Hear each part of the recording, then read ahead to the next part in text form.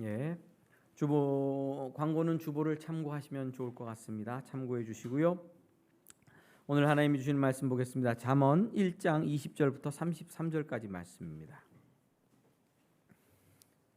잠언 1장 20절에서 33절까지 말씀입니다. 제가 20절부터 33절까지 봉독해 드립니다. 지혜가 길거리에서 부르며 광장에서 소리를 높이며 시끄러운 길목에서 소리를 지르며 성문 어귀와 성중에서 그 소리를 바라여 이르되 너희 어리석은 자들은 어리석음을 좋아하며 거만한 자들은 거만을 기뻐하며 미련한 자들은 지식을 미워하니 어느 때까지 하겠느냐. 나의 책망을 듣고 돌이키라. 보라, 내가 나의 영을 너희에게 부어주며 내 말을 너희에게 보이리라. 내가 불렀으나 너희가 듣기 싫어하였고 내가 손을 폈으나 돌아보는 자가 없었고 도리어 나의 모든 교훈을 멸시하며 나의 책망을 받지 아니하였은즉 너희가 재앙을 만날 때에 내가 웃을 것이며 너희에게 두려움이 임할 때에 내가 비웃으리시라. 너희의 두려움이 광풍같이 임하겠고 너희의 재앙이 폭풍같이 이르겠고 너희에게 근심과 슬픔이 임하리니 그때에 너희가 나를 부르리라. 그래도 내가 대답하지 아니하겠고 부지런히 나를 찾으리라. 그래도 나를 만나지 못하리니 대저 너희가 지식을 미워하며 여호와 경외하기를 즐거워하지 아니하며 나의 교훈을 받지 아니하고 나의 모든 책망을 업신여겼음이니라.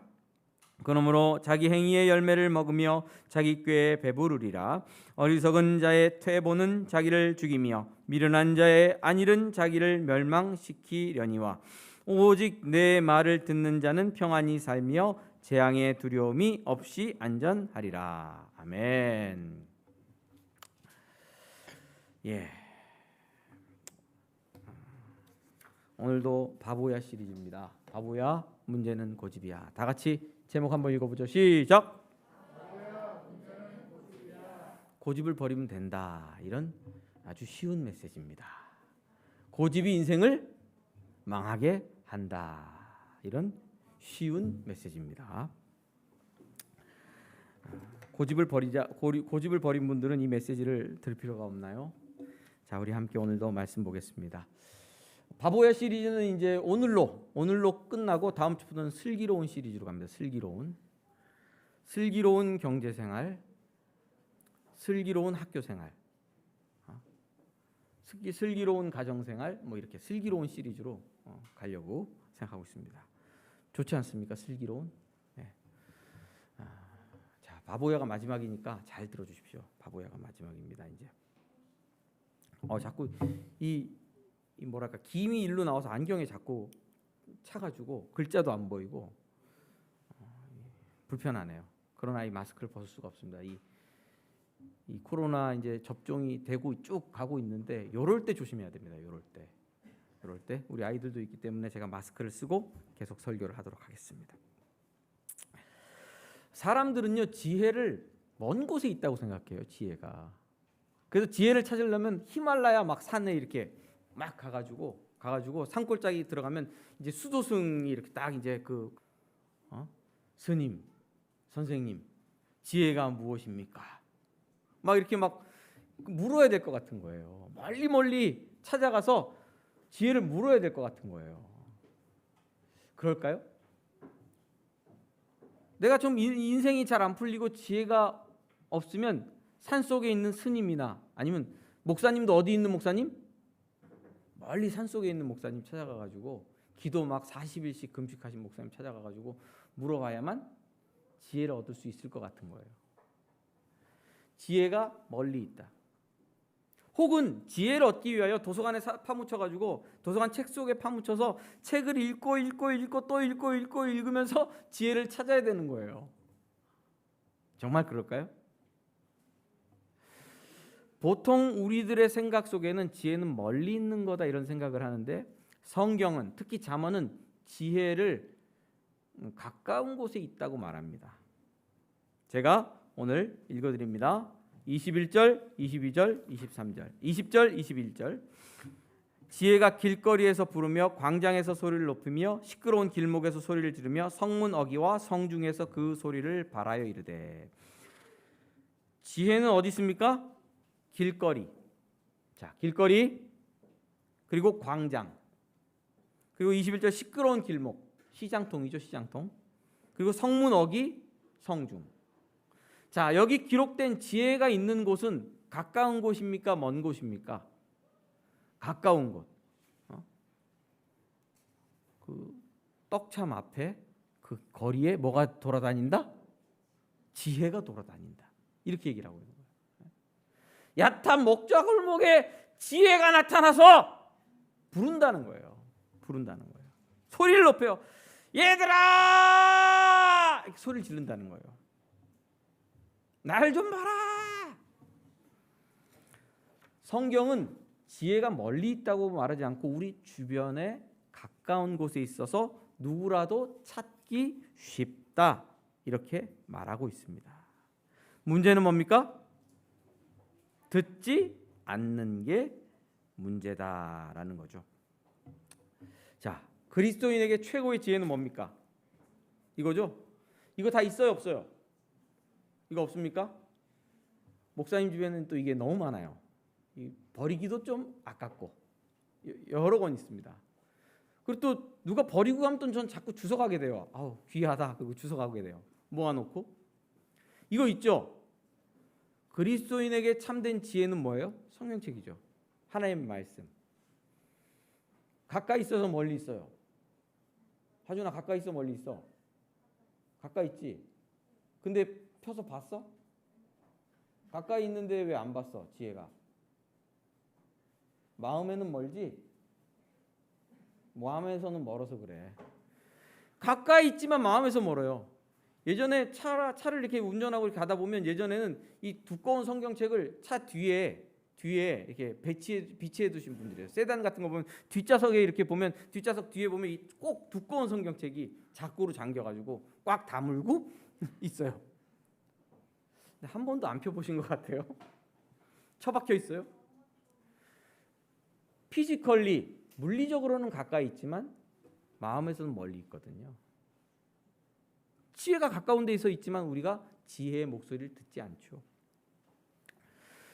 특별히 지혜는 뭐냐면 이 성경에서 말하는 지혜는 예수 그리스도와 연결이 돼 있습니다. 자, 하나님께서 세상을 말씀으로 창조하셨죠. 그러면 세상을 창조할 수 있는 말씀은 지혜가 풍성합니까? 지혜가 풍성하지 않습니까? 지혜가 아주 풍성하죠. 말씀 자체가 지혜거든요. 저희 동네에 여름이면 꽃이 핍니다. 정원이 되게 잘 돼 있어요. 참 신기하게 우리 이 빌라 앞이. 근데 늦봄부터 초가을 되면 보라색, 크지도 않아요. 이렇게 된 보라색 꽃이 쫙 피는데 색깔이 너무 진해. 내가 볼 때 수채화로는 그걸 표현할 수가 없어. 두터운 유화로 진한 보라색을 찍을 때만 이 표현이 가능한 것 같아요. 그러니까 허공에 보라색 점이 쫙 찍혀 있어요. 너무 아름다워요. 하나님의 창조의 지혜가 그런 아름다운 색깔을 만들어낸 거죠. 얼마나 지혜로우면 아름다운 색깔을 만들어낼 수 있겠어요? 그렇죠? 근데 그 창조의 말씀이 육신이 되어 우리 가운데 거하심에 우리가 그 영광을 보니 아버지의 독생자의 영광이요 은혜와 진리가 충만하더라. 누구예요? 하나님의 아들 예수 그리스도. 말씀이 육신이 되어 이 땅 가운데 오셨어요. 뭐가? 온 세상을 창조한 그 지혜이신 그분이 육신이 되어 이 땅에 왔어요. 왜? 우리에게 뭐를 전해주려고? 지혜를 전해주려고. 우리에게 생명의 지혜, 하나님을 경외하는 지혜, 하나님을 경외함으로 말미암아 부와 귀와 장수와 인생을 생명의 길로 살아가게 하시려고 이 땅에 오신 분이 누구예요? 지혜이신 예수 그리스도. 그 예수 그리스도의 말씀이 어디 기록되어 있습니까? 성경책에 기록되어 있죠. 지혜는 가까운 데 있어요. 그리고 그 지혜가 불러요, 우리를. 성진아 불러요. 저를 불러요. 성령으로 우리 가운데 오셔서 예수 믿는 사람들을 불러요.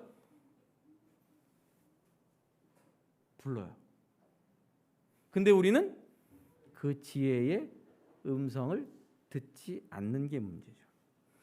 지혜가 멀리 있습니까? 가까이 있습니까? 가까이 있죠? 다시 20절입니다. 지혜가 길거리에서 부르며 광장에서 소리를 높이며 시끄러운 길목에서 소리를 지르며 성문 어기와 성중에서 그 소리를 바라며 이르되. 잠언은 참 이상한 게 지혜를 의인화해서 기록해요. 우리는 지혜다 그러면 뭐예요? 책 속에 기록된 어떤 인포메이션, 정보, 지식, 그렇죠? 정보와 지식은 내가 읽지 않으면 어떻게 해요? 아무런 소용이 없잖아요. 많은 정보와 지식이 넘쳐나도 내가 공부하지 않으면 아무 소용이 없죠. 근데 이 성경의 지혜와 지식은 좀 다른데 의인화되어서 기록돼서 지혜가 우리를 찾아와서 불러요. 영서가, 준서가, 서원아 불러요. 저 뒤에 하빈아 불러요. 지혜가. 목사님 불렀죠? 부르는 것처럼 불러요. 부르면서 찾아와요. 누가 그렇게 했듯이? 하나님의 아들 예수 그리스도께서 이 땅에 찾아오셨듯이, 또 지금도 살아계셔서 성령으로 역사하시면서 그리스도인들의 삶을 찾아오셔서 지혜로 말씀해 주시기를 소망하고 계세요. 문제는 불러도 누가 대답 없다? 내가 대답이 없다. 불러도 내가 듣지 못한다. 불러도 내가 닫혀 있다. 그래서 가까운 지혜, 심지어는 찾아와서 우리를 부르시는 그 지혜를 우리는 멀리하며 살아가고 있어요. 그래서 지혜의 혜택을 받지 못하고 있는 것이죠. 여러분, 지혜는 길거리, 광장, 시끄러운 길목, 시장통 어디서든지 우리를 부르면서 우리를 찾아오셔서 지혜의 길 가도록 인도하고 계십니다. 지금도요. 자, 한번 따라해 봅시다. 마음을 열자. 지혜의 하나님께 마음을 열자. 예. 자, 그러면 한번 봅시다. 지혜의 마음을 닫혀 있는 사람을 한번 좀 찾아보겠습니다. 한번 보시죠. 보이시죠? 네, 보이십니까? 이게 누구 그림이죠? 누구 그림일까요? 퀴즈를 내야 되겠네 또. 무식해가지고 안 되겠어. 누구 그림입니까? 자, 5, 4, 3, 2. 아무도 없네. 우리 초등학생들 안 되겠어. 목사님하고 교육 좀 받아야 되겠어. 박물관 좀 다녀야 되겠다. 코로나 끝나면. 이게 렘브란트라는 사람의 그림이에요. 렘브란트라는 사람의 탕자의 귀향이라는 한국말로 번역하면 그런 그림이고, 몇 년 한참 됐죠. 우리 누구야? 갑자기 그 신학자, 유명한 신학자인데 갑자기 이름이 생각이 안 나네. 근데 썼는데 뭐라고 써요? 하여튼 탕자의 귀향이라는 책도 있어요. 그래서 책도 제가 읽었는데 책을 찾아보려고 앞만 봐도 어디 갔는지 모르겠어요. 몇 권 있었는데 찾아지질 않네요. 렘브란트가 말년에, 렘브란트가 굉장히 성공적인 미술 그 화가였거든요. 그래서 돈도 많이 벌었었는데 망하고, 또 이제 아들 딸도 아마 잃었을 거예요. 죽고 노년에 그린 그림이 이 탕저의 귀향이라는 거다라고 이제 제가 소개하는 글을 읽었습니다. 그림 크기가 1.8하고 2.4인가 엄청 커요. 1.8이면 그렇죠? 우리 교회에서 1.8 키 되시는 분 누구 있죠? 오승용 집사님? 네, 가로가 오승용 집사님, 세로는 오승용 집사님보다 더 커요. 큰 그림이에요. 러시아 레닌그라드에 있어요. 레닌그라드 생테테부르크인지 이름을 따라하기도 어려운 그런 동네에 박물관에 있어요. 자, 그런데 탕자의 귀향이라는 책을 한번 좀 읽어보시면 좋을 것 같아요. 저기 누더기 옷을 입은 사람이 누구죠? 이제 탕자, 돌아온. 아버지가 죽기도 전에 아버지한테 재산을 달라고 해서, 아버지 내 몫으로 줄 재산을 내게 챙겨주십시오. 그래서 딱 아버지가 돈을 주자마자 챙겨가지고 이방 나라로, 이웃 나라로 떠났어요. 그곳에서 그 돈을 가지고 호의호식하며 창기와 함께 먹고 마시면서 다 돈을 탕진했어요. 그리고 그 나라에 기근이 오니까 할 게 없는 거예요. 먹을 게 없는 거예요. 그래서 돼지를 치다가 돼지가 먹는 쥐엄나무 열매를 먹을 정도로 가난하고 줄였어요. 그런 극심한 가난의 고통 중에 생각났어요. 띵! 아버지께로 돌아가자. 우리 아버지 집에 돌아가면 우리 아버지 집에는 배부른 품꾼이 얼마나 많으냐. 아버지께 돌아가서 나를 아들로 받아달라고 말하지 말고 나를 그냥 종으로 받아달라고 말하면서 아버지 집으로 돌아가자. 그리고 저 누더기 옷을 입고 아버지 집으로 돌아오는 거예요. 근데 아직 멀리 아들이 있는데도 누가 나와서 알아봤죠? 날마다 마을 어귀를 바라보던 아버지가 먼저 알고 아들을 향해 달려와서 아들을 안고 자기 집으로 데려갑니다. 그리고 뭐라 그랬을까요? 이놈의 자식, 네가 이따위로 인생을 살고 돌아와? 내어 쫓아라. 이게 아니고 어떻게? 내 아들아, 잘 왔다. 그리고 반지를 껴줘요. 반지는 뭐의 상징? 얘는 내 아들. 우리 가문에서 누구도 뭘 할 수 없는 내 아들. 반지를 껴주고 옷을 갈아입히고, 그리고 종들에게 말해요. 야, 빨리 잔치를 벌이자. 내 아들이 죽었다가 살아났고 돌아왔어. 양을 잡고 술을 준비하고 잔치를 벌이자. 풍악을 올려라. 아들을 오는 것 때문에 잔치를 벌이고 있는 거예요. 근데 밖에서 일 보고 돌아오던 큰 아들이 풍악 소리를 듣고 종을 불러 말해요. 야, 우리 집에 무슨 일 났어? 왜 이렇게 시끄러워? 종이 말합니다. 주인이, 당신 아버지신 주인이 당신의 동생이 돌아옴을 기뻐하여서 잔치를 벌이고 있습니다. 그때 누가 화가 나? 맏아들, 첫째 아들이 화를 냅니다. 아니, 아버지 재산을 다 탕진해버린 그 동생이 돌아왔다고 아버지께서 잔치를 벌인다고? 나한테는 내가 평생 진짜 아버지를 위해서 집안 일을 하고 열심히 일하고 아버님의 말에 순종하며 살았지만 나한테는 염소 새끼도 하나 안 줬는데 동생 돌아왔다고 잔치를 벌이다니, 이게 말이 돼? 그리고 잔치에 들어가지 않고 밖에 서 있어요. 열받아서. 킹 받았지? 킹 받았어. 킹 받아가지고. 그런데 아버지가 나와서 말합니다. 뭐라고 말하죠? 아들아, 네 동생이 살았다가 돌아왔지 않냐? 죽었다가 살아났지 않냐? 내 것이 다 네 것인데, 양 한 마리가 문제가 아니고 염소 새끼 한 마리가 아니고 내 것이 다 네 것인데 네가 그렇게 화낼 이유가 뭐 있냐? 라고 아버지가 큰 아들을 권면합니다. 들어가자고. 그게 누가복음에 나오는 탕자 비유예요, 예수님께서. 그런데 제가 오늘 여러분들과 나누고 싶은 것은 저기 앉아 무릎 꿇고 있는 둘째 아들과 첫째 아들이 누구 같아요? 맞춰보세요. 첫째 아들. 첫째 아들 누구 같아요? 저기 우두커니 서 있는, 그렇죠? 아무 감정 없는 우두커니 서 있는 아들이 첫째 아들이 아닐까요?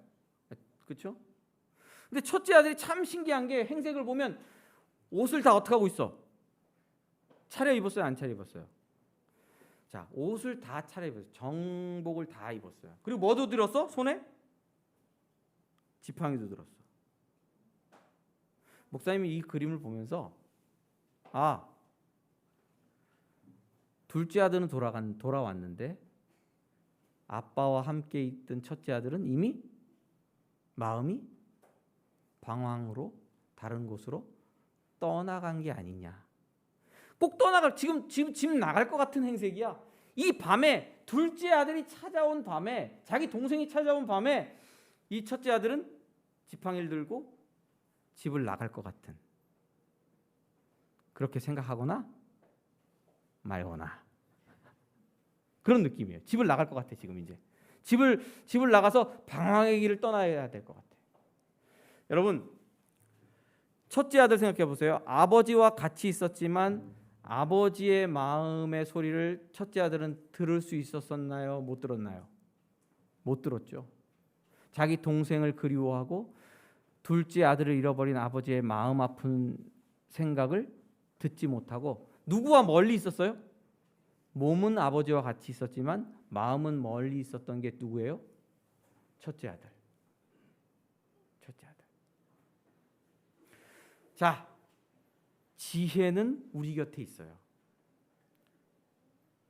매주일 진리의 말씀으로 지혜가 우리에게 찾아와요.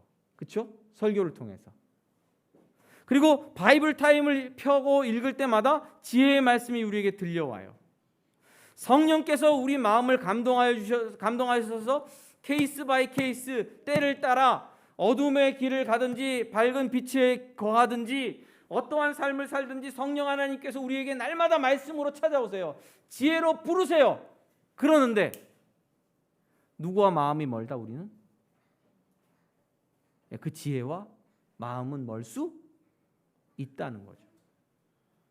평생 교회를 다녔는데 뭐와 상관없는 삶을 살 수 있어요?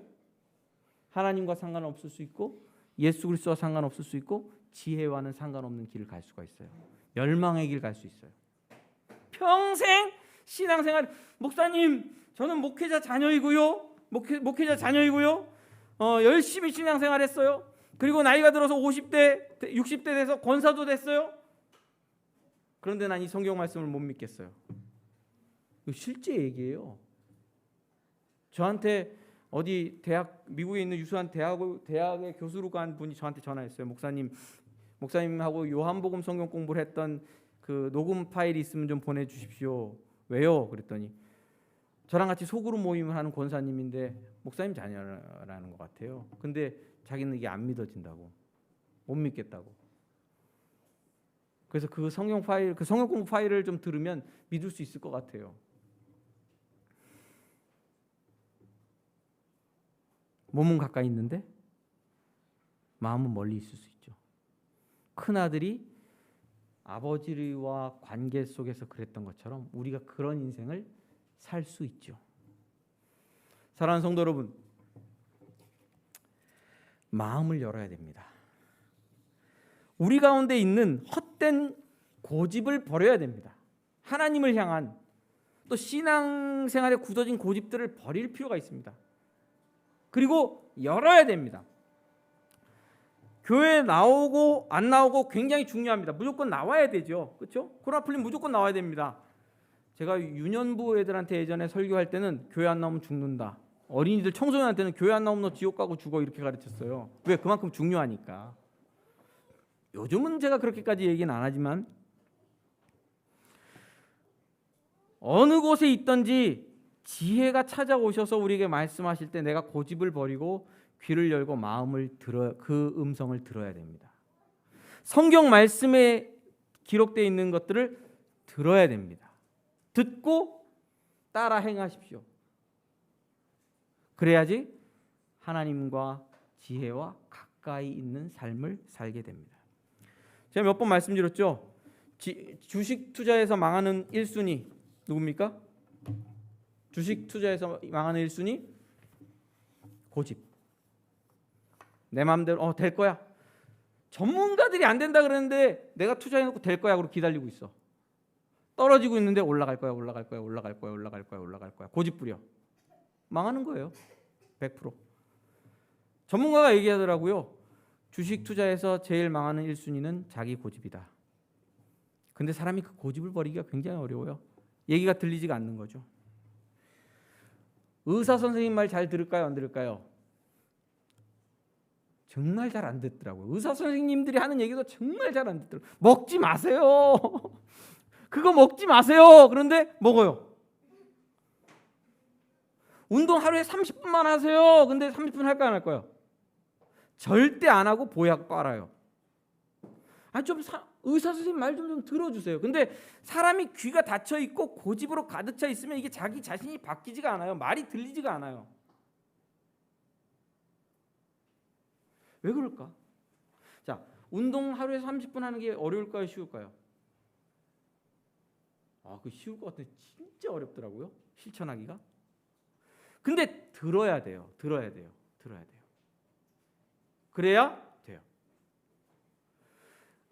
그건 안 듣고 몸에 좋다는 것을 찾아서 계속 몸에 좋은 거, 우리 한국 사람들은 보신 문화잖아요. 먹는 걸로 다 해결하려면 먹는 걸로만. 오히려 더 몸이 탈이 나죠. 공부는 누구 마음대로 해야 됩니까? 선생님 마음대로. 근데 내 마음대로 하면 안 되더라고요. 저도 공부를 제가 안 한 건 아니에요. 근데 왜 안 됐나 생각해 보니까 내 마음대로 공부를 했더라고요. 그러니까 시험에 안 나오는 것만 공부한 거예요, 맨날. 시험에 안 나오는, 선생님이 시험에 나온다 그러는 건 공부를 잘 안 하고 시험에 안 나오는 것만 공부를 한 거, 이상한 것만.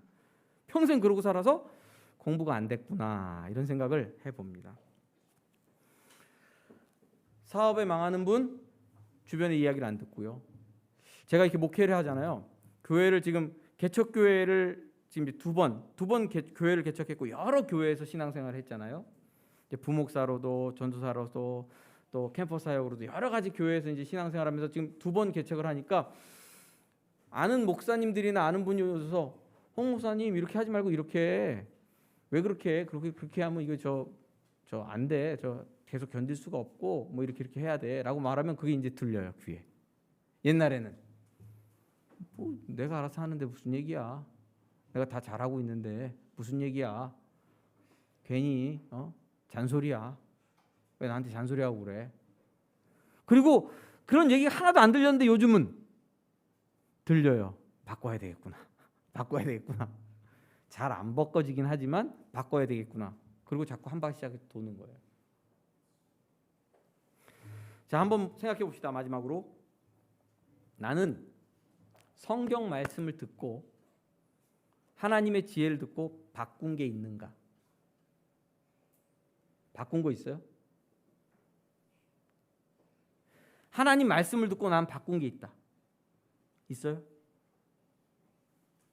하나님의 말씀을 듣고 내 성품 내가 이거 바꿔야 된다. 그리고 목을 맨 적이 있다. 인생을 맨 적이 있다. 있어요?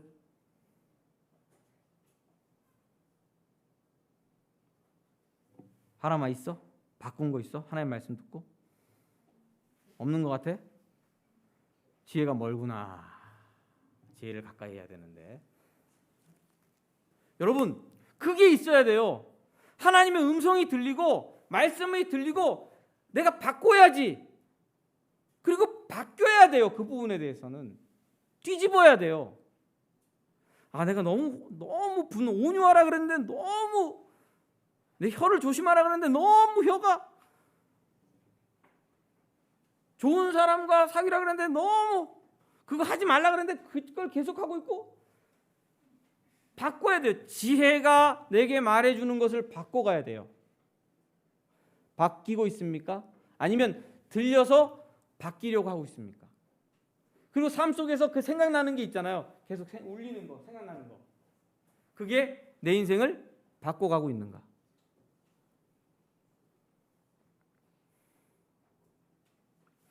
우리 교회 개척할 때 김영삼 목사님께서 우리 교회를 개척하기 전에, 그 사람들 교회 개척하기 전에 제가 금강교회 부목사로 있을 때 어디 다른 교회 청빙받아 가야 되겠다 이런 마음을 품고 있다가 주일날 설교를 하시는데 김영삼 목사님께서 마태복음 설교를 계속 하셨어요. 시리즈로. 근데 그 가을에 계속 하신 설교가 전도, 하나님 예수님께서 제자들을 파송하시면서 지팡이도 갖고 가지 말고 전대, 지갑도 갖고 가지 말고 그냥 가라. 나가라. 그 파송하는 장면에서 설교를 하신 거야. 설교를 하셨는데 제가 집에 돌아가서 기도하는데 자꾸 그 김영삼 목사님 말씀이 생각나는 거예요. 지팡이도 갖고 가지 말고 전대도 갖고 가지 말고 가라. 나가라. 그래서 뭐 하기로 결정했습니까? 그냥 개척하자. 때가 됐도다. 나가서 복음 전하고 개척하자. 그리고 개척을 하기로 마음을 바꿨어요. 근데 하나님께서 지팡이도 주시고 전대도 주시고 사랑하는 성도들도 붙여주시고 함께 할 수 있도록 복을 주셨죠. 여러분, 바꿔야겠다는 게 생기나요? 그리고 바꾸신 게 있으세요? 30년 신앙생활하고 40년 신앙생활 했는데 바꾼 게 없어. 예수 믿고 바꾼 게 없어. 그러면 지혜에서 나는 먼 내 고집 가운데 있는 사람이구나 하는 것을 아시면 되겠습니다. 여러분, 문제는 뭡니까? 지혜가 멀리 있는 게 문제가 아닙니다. 지혜를 모르는 게 문제가 아닙니다. 내가 내 고집으로 가득 차 있는 게 문제입니다. 성령의 요청하심을 따라서 고집을 내려놓고 지혜를 따라 승리의 길 걸어가시기를 주님의 이름으로 축원합니다. 기도하겠습니다.